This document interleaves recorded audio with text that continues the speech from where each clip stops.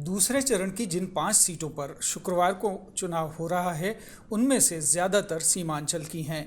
इनमें से कुछ की सीमा बांग्लादेश और नेपाल के साथ भी लगती है, इसलिए यहाँ सुरक्षा चाक चौबंद है।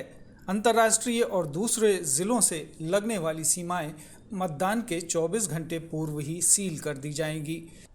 भीषण गर्मी के मद्देनज़र मतदान केंद्रों पर पानी और छाया की पूरी व्यवस्था चुनाव आयोग द्वारा की गई है। कई स्थानों पर मतदान के समय में भी परिवर्तन किया गया है। मतदान सुबह 7 बजे शुरू होगा, लेकिन कुछ जगहों पर शाम 4 बजे तो कुछ स्थानों पर शाम 6 बजे समाप्त होगा। चुनाव आयोग ने मॉडल बूथ, पिंक बूथ और दिव्यांग बूथ की व्यवस्था तो की ही है, साथ ही बुजुर्ग और ऐसे दिव्यांग मतदाता जो बूथ तक चल कर नहीं आ सकते, उनके घर जाकर वोट डलवाने की व्यवस्था की गई है।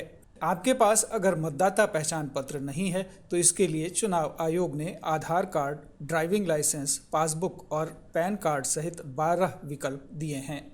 तो आप मतदान करने अवश्य जाएं और अपनी पसंद के प्रत्याशी को वोट करें। ईवीएम से वोट देना आसान है। आइए इलेक्ट्रॉनिक वोटिंग मशीन यानी ईवीएम के बारे में जानते हैं कुछ रोचक तथ्य।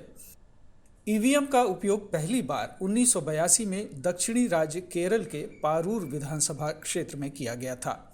2004 के आम चुनावों के दौरान लोकसभा की सभी 543 सीटों के लिए इनका उपयोग किया गया। ईवीएम में बैलेट यूनिट और कंट्रोल यूनिट शामिल है।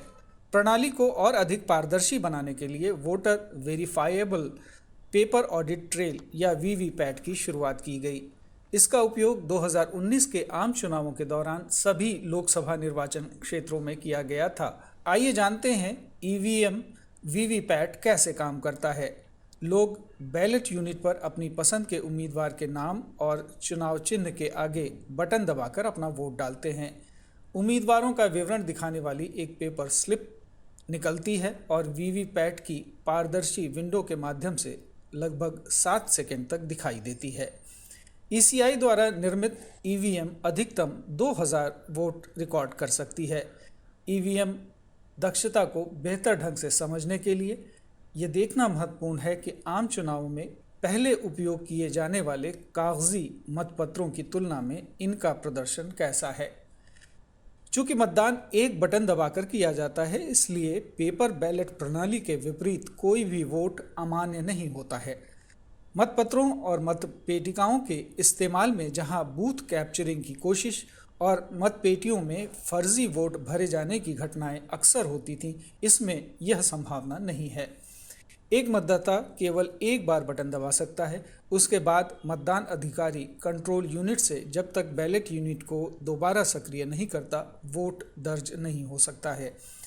ईवीएम में दर्ज वोटों की गिनती में आमतौर पर 1 दिन से भी कम समय लगता है, जबकि पेपर बैलेट सिस्टम में हाथ से गिनने में कई दिन लग जाया करते थे।